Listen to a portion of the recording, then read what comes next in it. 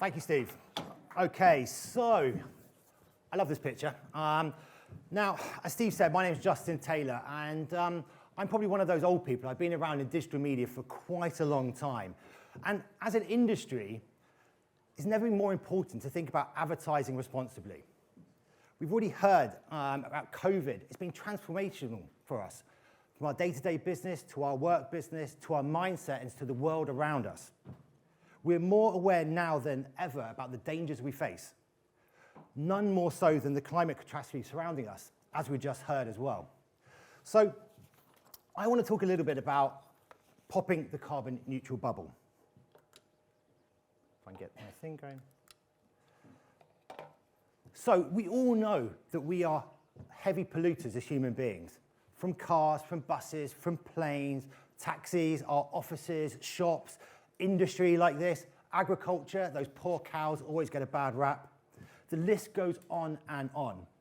If we look closer at our industry, the digital contribution to the total greenhouse gases is huge. From small numbers, quite big numbers like 1%, up to 5%, the consensus seems around 4%. That seems a lot to me. But how can this be? How can digital media be contributing so many emissions to the environment? When we look at these emissions, we have to think about ad production, we have to think about distribution, we have to think about consumption, and we have to think about the actions. Let's take this conference today. There's around 200 people in the conference over a couple of rooms. Those people, you guys, have been exposed by the end of the day to around 10,000 ads, most of them delivered programmatically now.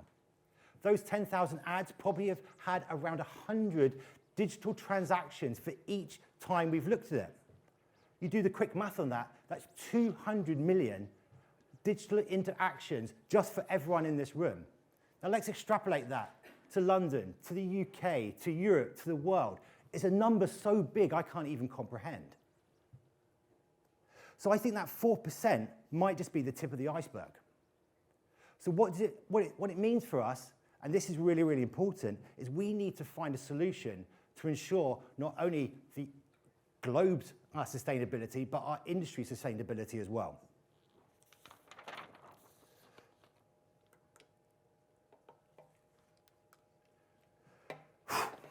Don't worry, we can offset it.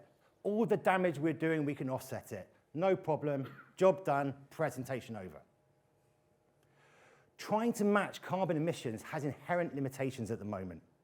The state-of-the-art carbon emission factors, how we convert activities into carbon equivalents, is fairly limited for the digital environment.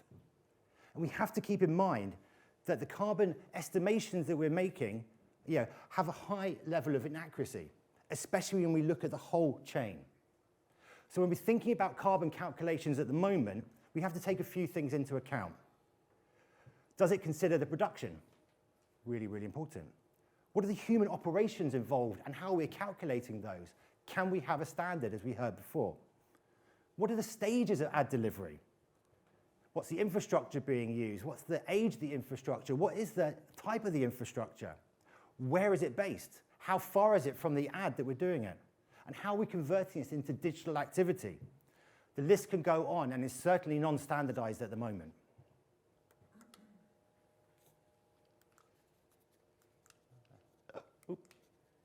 So I passionately believe that before we consider offsetting, we need to consider reduction actions first. And this is really, really important to me.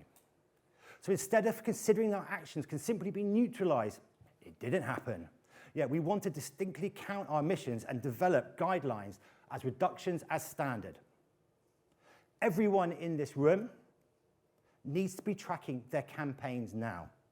Without data specific to your brand, specific to your agency, specific to your publishing house, you won't be able to understand, the where and how your activity is contributing to that 4%.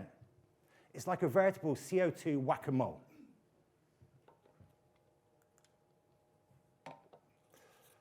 So, there's two angles of approach when we're looking at carbon footprint reduction. The first is minimizing the impact on impressions. We need to make every impression count, reduce redundancy, without impacting scale. We're advertisers. We want to sell products. We need to get the scale. We need to minimize the impact per objective.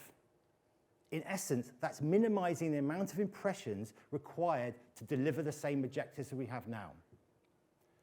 Digital is amazing because we have everything from those small text links to those massive outdoor screens.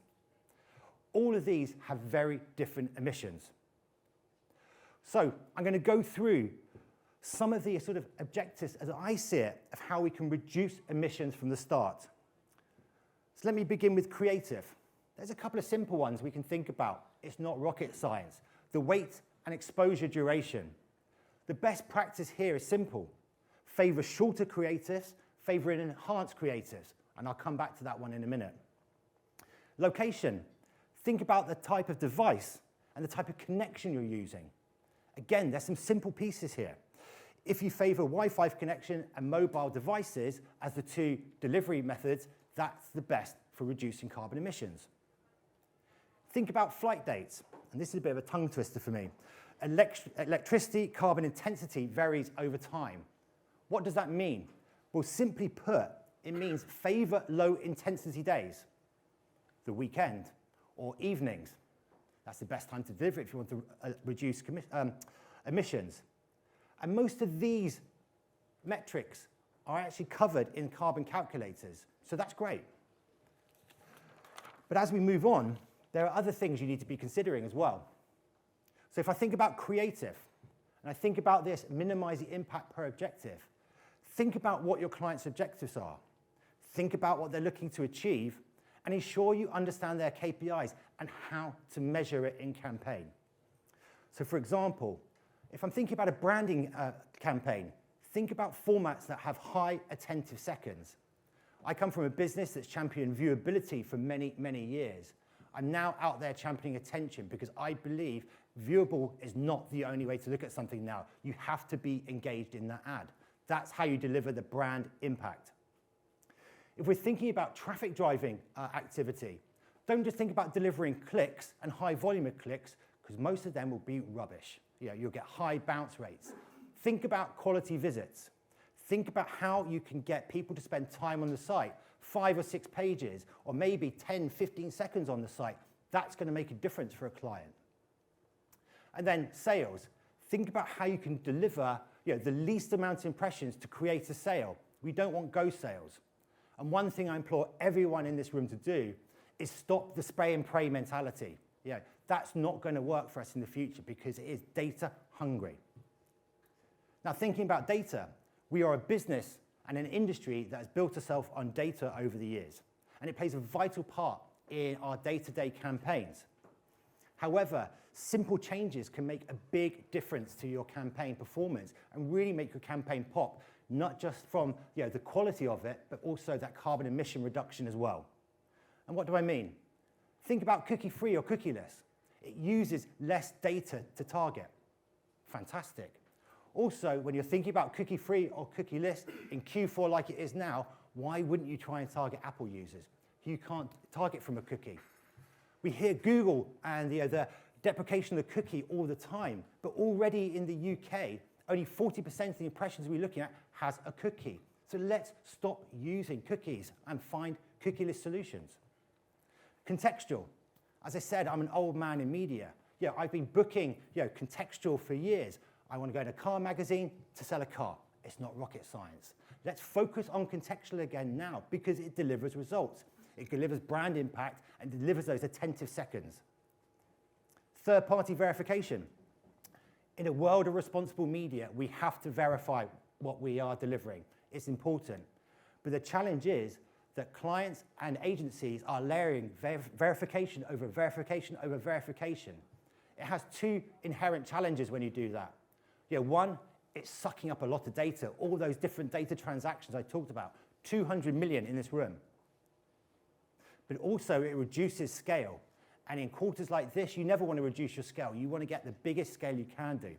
So the best practice here is to avoid verification duplication, get closer to the source, and also challenge your agency maybe, if you're a brand, to see whether you can sample on the verification. You might not need to do it for 100% of those impressions. If I think of publishers, Obviously, less ads on the page is going to be better. It's better for the user experience. We heard about the German example of ad blocking, but also it's just better for the planet because less ads are being called. We know from the meta work we've done with Lumen and other attention partners that actually quality publications and quality content will drive much more attentive seconds, and it's going to deliver a better brand impact. So the best practice here is focusing on publishers that have the lowest ad load possible and the best quality content possible. Now, a word of warning, the more we lower the ads on a page, the higher the CPM is going to go. Again, there has to be a supply and demand, and unfortunately publishers can't just rely on subscription, they have to look at both now. But the payoff will be better quality ads, it'll be better responses, and be better for the planet as well. And the final part in this section for me is supply path.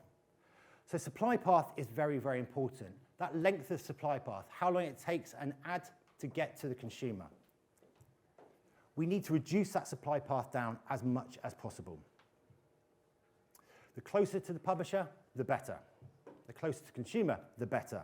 This minimizes the third parties competing for impressions, the amount of data transactions it takes, and generally means you're going to minimize the volume of impressions you need to hit that client objectives.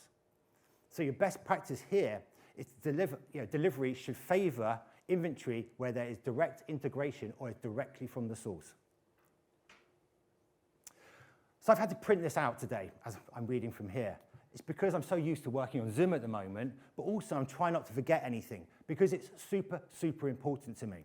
To be honest, everyone in this room, we're all guilty. We often look for the easiest route out, which is why carbon offsetting was brilliant.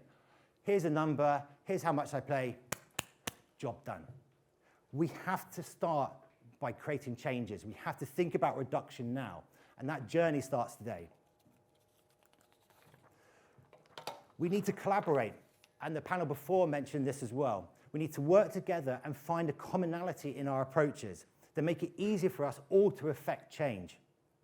Working groups such as AdNet Zero, 2030 is really, really important. It gives us a time and it gives us direction, and it's essential for driving this change. At Teads, we're at the start of our journey. All the activity we run through our Teads Ad Manager is tracked, and we can understand our impact and our contribution for the clients that work with us. We're creating frameworks like this that allow brands to deliver not only the most effective campaigns, but the ones with the lowest emissions. We're at the start of the journey. We are really trying to understand how we can make it better. So, my belief is pretty simple. Once we've tried to exhaustively reduce all the possibilities before a campaign goes live, only then should we look at carbon offsetting. When you're looking at carbon offsetting, I'd recommend clients use their own carbon credit companies, ones that are relevant to their brand and to their wants, and also to make sure you identify good ones.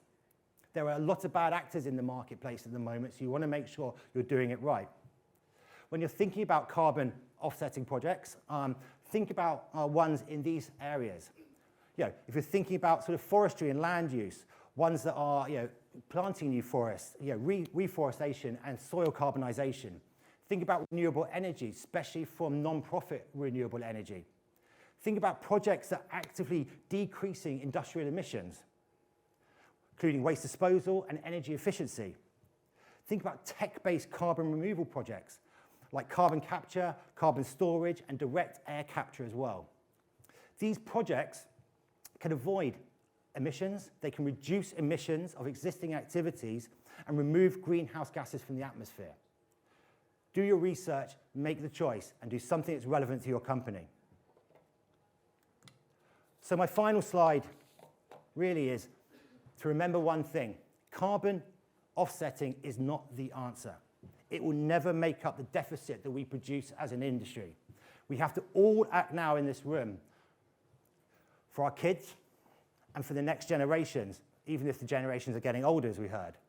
The time is now to focus on reduction towards that net zero of 2030, and we have to pop that carbon neutral bubble.